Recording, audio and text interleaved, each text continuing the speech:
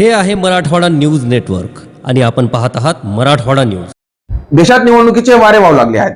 देशाचे पंतप्रधान नरेंद्र मोदी आपल्या भाषणात काँग्रेसला वेठीस धरण्याचा प्रयत्न करतात आणि मागील 50 वर्षात काँग्रेसने देशाला काय दिलं हा प्रश्न विचारतात।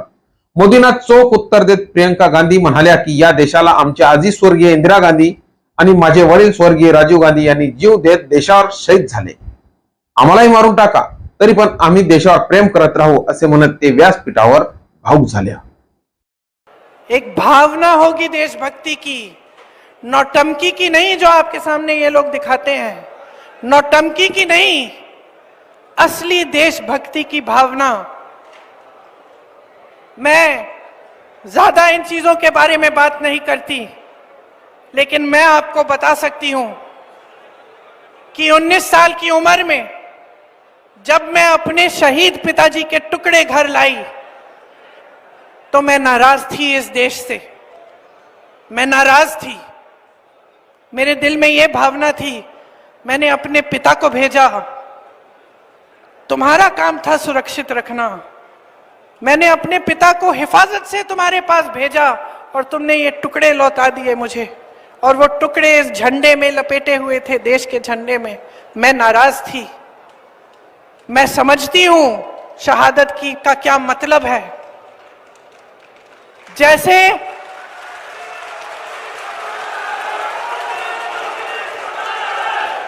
आज मैं 52 साल की हूं, आज मैं 52 साल की हूं, पहली बार मैंने ये चीज सार्वजनिक ऐसे मंच पे कही है।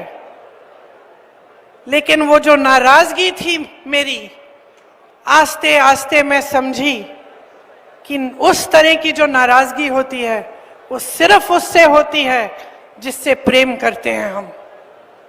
मेरे देश के लिए मेरे दिल में कितना प्रेम है, मैं कैसे समझाऊं। जब मोदी जी मंच पे खड़े होकर मेरे पिता को देशद्रोही बोलते हैं, जब मोदी जी कहते हैं कि मेरे पिताजी ने कोई कानून बदल दिया अपनी मां से विरासत लेने के लिए, तो मेरे दिल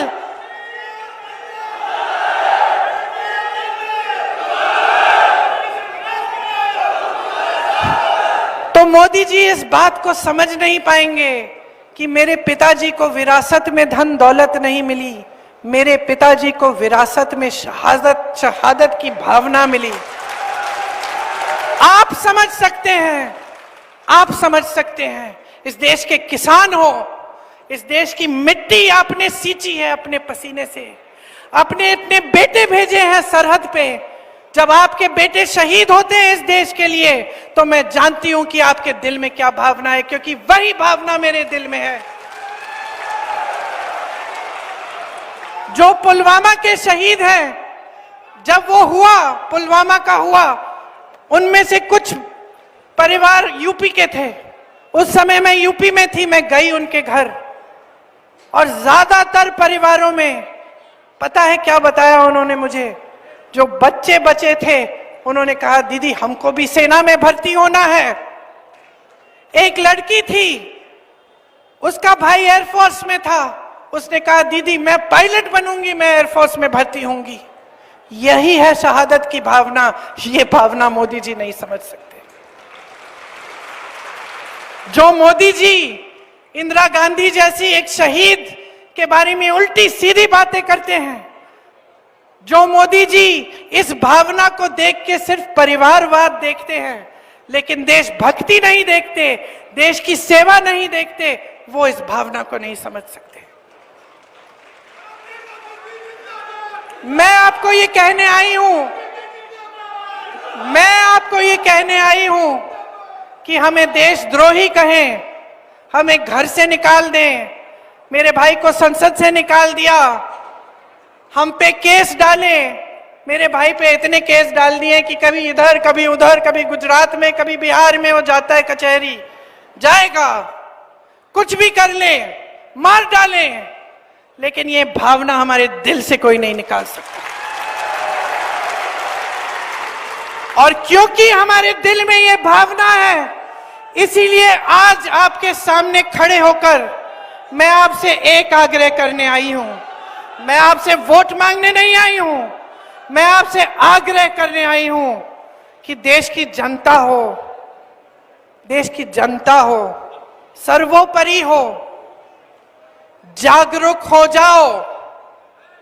जो टीवी पे दिख रहा है, जो रोज रोज सिखाया जा रहा है, जो रोज रोज दिखाया जा रहा है, जो प्रचार किया जा रहा है, जो बड़ी बड़ी होर्डिंग्स लग रही हैं, वो सच्चाई नहीं है।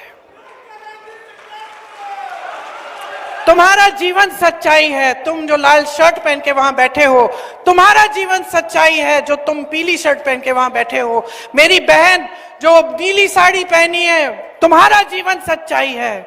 सच्चाई वो है जो तुम जी रहे हो। सच्चाई महंगाई है, सच्चाई बेरोजगारी है, सच्चाई एक सरकार है जिसके हित में इस देश का गरीब नहीं रहा। इस सच्चाई को पहचानो।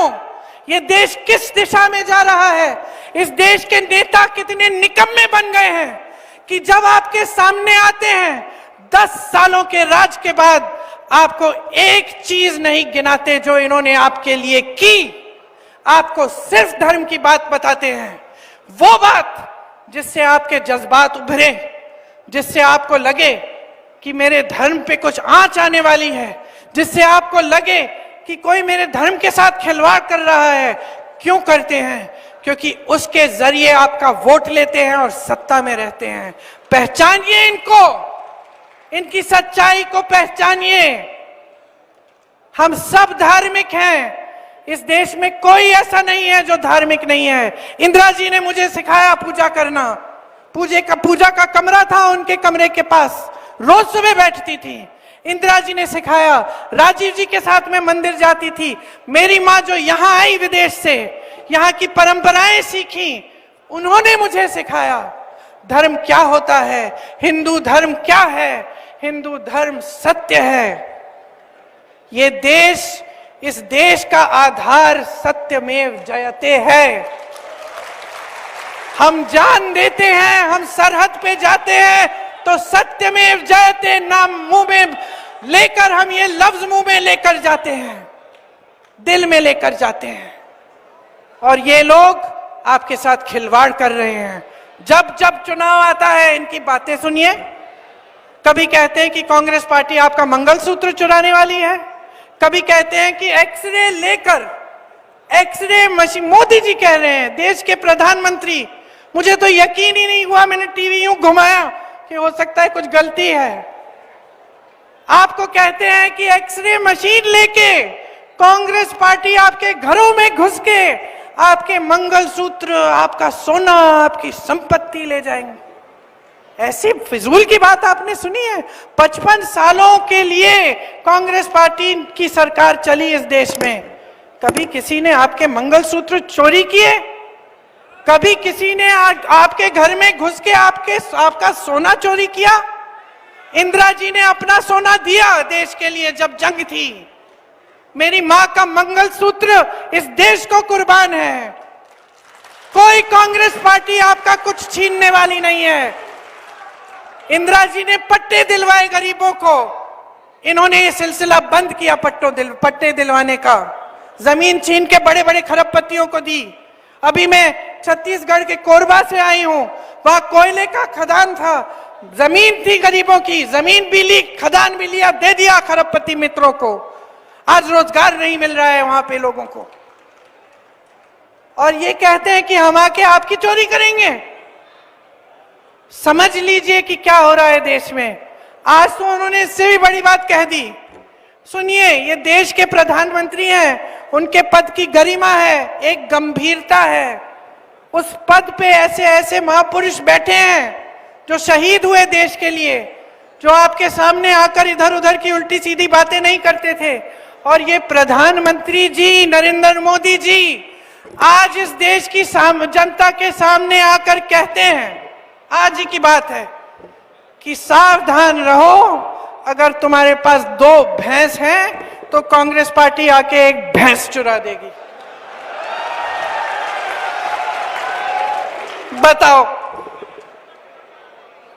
मैं चुनौती देती हूं मोदी जी को, ये जो आवारा पशु की समस्या इन्होंने बना रखी है ना पूरे यूपी में, मध्य प्रदेश में, एक आध भैंस इकट्ठी करके गौशाला में रख लें। मैं ये नहीं कह रही हूं कि मेरे लिए अपना वोट दो, कि कांग्रेस पार्टी को ही जाना चाहिए। मैं कह रही हूं अपना विवेक, अपने विवेक का इस्तेमाल करो, पहचानो असलियत को।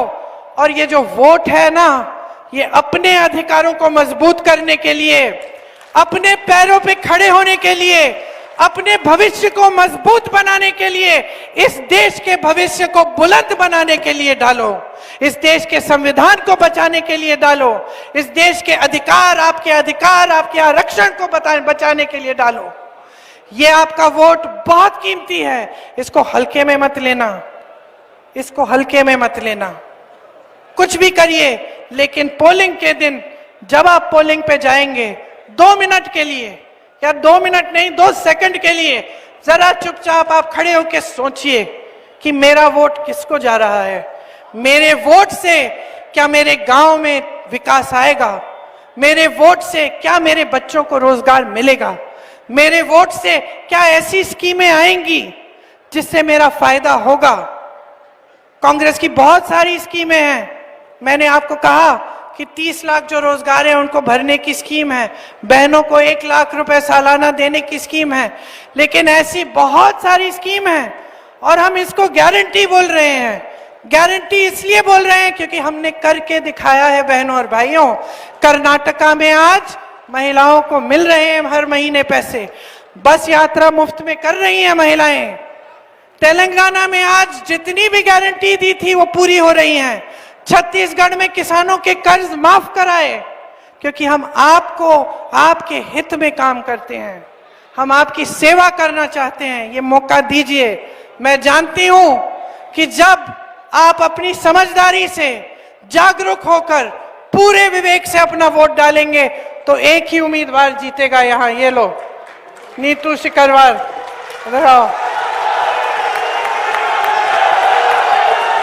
मैं जानती हूं, क्योंकि बहुत हो गया है बहनों और भाइयों, बहुत देख लिया आपने, बहुत सुन लिया है। अब सच्चाई पे उतरो, इस देश को बचाओ और अपने भविष्य को बचाओ। जय हिंद। जोर से मेरे साथ बोलो एक बार, जय हिंद, जय हिंद, जय हिंद। न्यूजला सबस्क्राईब करा, लाईक करा, शेअर करा, बेल आयकॉनला क्लिक करा।